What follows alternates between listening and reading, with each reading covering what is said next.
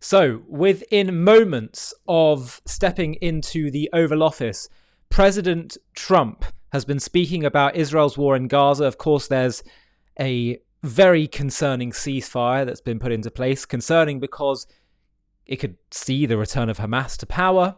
Israel's withdrawing from a territory that she should be in control of now.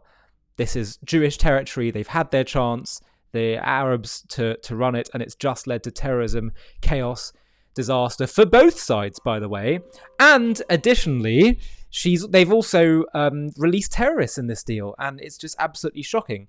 Now, we have seen Trump talk here about the fact that while there's a ceasefire, he doesn't think it's going to last.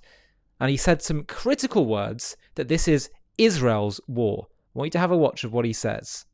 Mr. President, that you can keep the ceasefire in Gaza and conclude the 3 phases of this deal. I'm not confident. That's not our war, it's their war, but I'm not confident. But I think they're very weakened on the other side.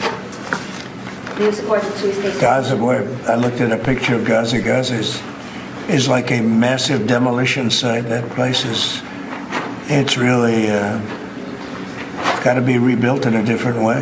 Do you plan to help it? And by the way, people should understand, we're going to clearly have to explain this.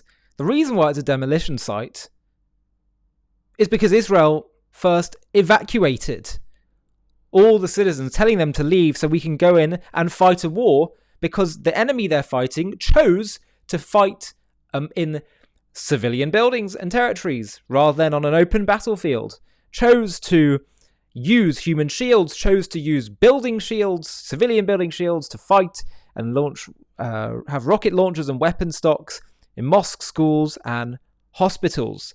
So that's why it is the way it is. They booby-trapped every single building, pretty much, that the IDF went into. So that needs understanding. Rebuilding Gaza? My mind. You know, Gaza is interesting. It's a phenomenal location. On the sea,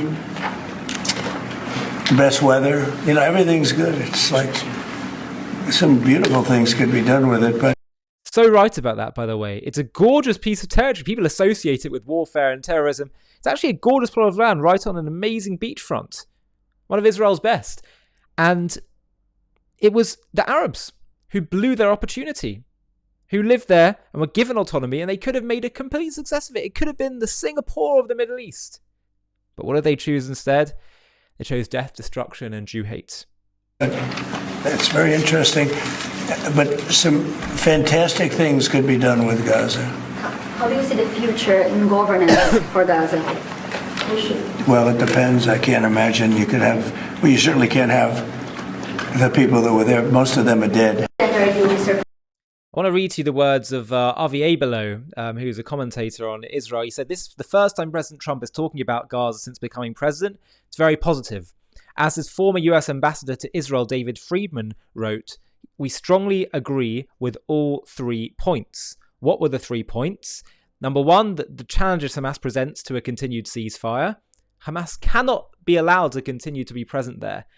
Otherwise, it's very painful for me to say this, our amazing heroic soldiers, our martyrs who died in vain. Even the Arab side, the Arabs who died in this war, died in vain if we can't get rid of the enemy. We can't go back to the old tired approach of we just, they say mow the lawn, every so often. Deal with the problem and then let it rise again. It's not an acceptable way for both sides. Number 2, he said this is Israel's war and thus Israel's decision how to proceed. How wonderful, at last, to hear a president recognize that if Israel should be sovereign.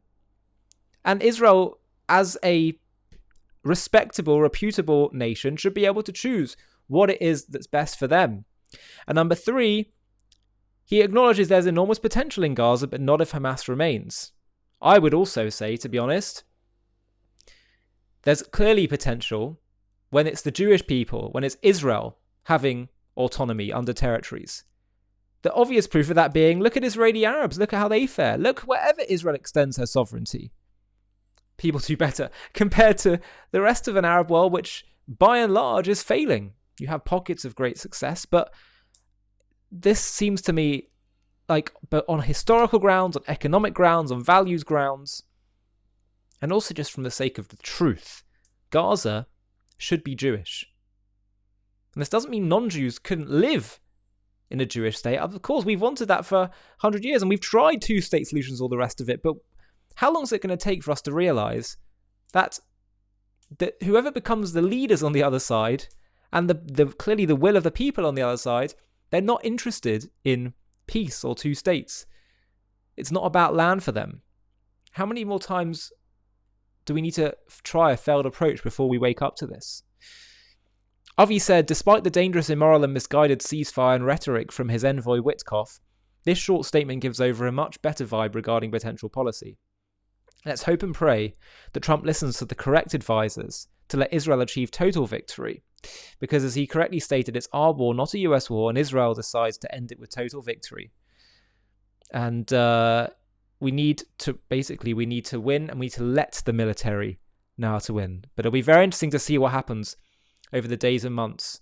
It seems like Trump's instincts here are the kind of strength that we are going to need to see, and one needs to have in any kind of war. But let's see. It's rather unpredictable, isn't it? Hi, thank you so much for watching. To watch another one, click here. To stay up to date with all our content, click here to subscribe. And if you're able to, you can help support JTV to grow and grow by clicking join below this video, where you can become a member and get perks including early access to videos and private live discussions with me. But most of all, you'll be partnering with us on our mission to change the world.